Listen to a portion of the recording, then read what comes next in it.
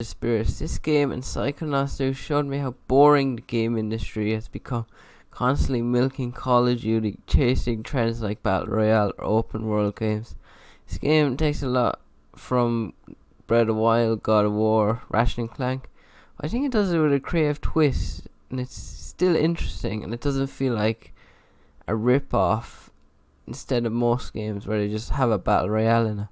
Story, I thought it had a great story, helping all the spirits in the village. It was really fun and pretty sad at times. It felt like an interesting Pixar movie with its characters, story. It did have a kind of style of Pixar too, simple style. I kind of liked the twist that Kiana was helping the spirits to see her father again, and that she wasn't just, a perfect character, and that she was actually she had a lot of sides to her, and that she was kind of selfish and she didn't really care about these spirits at first. And out of all the spirit stories, my favorite was reuniting the brothers together. I nearly cried at that part. I liked how dark the story could be, because when I went into it I thought it would be kind of a forgettable story, kind of, childish story, but it was actually really deep, and it is really mature and something you don't see a lot in modern games, something that's kind of sad, it's good, it's very good. The combat was a lot like God of War 2018, the new one, and Breath of the Wild with its bombs, heavy attacks, and its bow and arrow.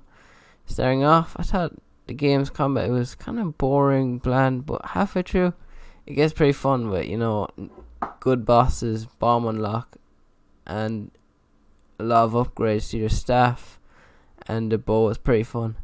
The only big problem I had with combat was parrying. It's kind of awkward. The game has some great bosses though, like Stone Guardian, that you need good aim and you need to constantly move around the map. That was a really good boss. The art side of the game, it had a great world building as well. It just has such a beautiful, simple style, a lot like Breath of the Wild. I just had to stop constantly and take screenshots, and all the character designs were really nice to look at. I think a lot of bosses, especially the Woodsmith and the Rock God, I thought they just looked so cool when I was fighting against them. And I don't know, it was a great boss. They were great bosses, and they were just fun to fight and fun to look at. Simple stuff, but a lot of games get wrong nowadays. I love the idea of helping spirit guides, move on from the world. I think it's an interesting concept. Hopefully if they make a sequel, they expand on it. Maybe, show them in the spirit world and what it's like down there. They kind of had that apart, but didn't really expand on it. I really loved all the little rot in this game. I don't know why they're called rot. It's kind of a weird name to give. But they were just so cute. Find them on their stones, and it was so happy. They were all like little waves and so happy when you found them. And I love that you can kind of rest and play with them, and they sneeze and they cuddle you. It was adorable. I sound like a kid, but it was just great. And I really liked how many hats you could find in the game for the rot, especially from some of the bosses. They look pretty cool. I think it was like about 40 hats for all of them. Pretty cool. And I do wish they had more customization for Kana apart from the staff change. I mean, they coulda, I don't know, it was just one staff. They coulda given her some outfits maybe if they fought bosses. But you know what, it is what it is. Overall, the game shows me you don't need a huge budget. You don't need 100 million budget. I mean, this game was developed by 17 people. I think it's just well spent budget spread out with talent in every corner with a team.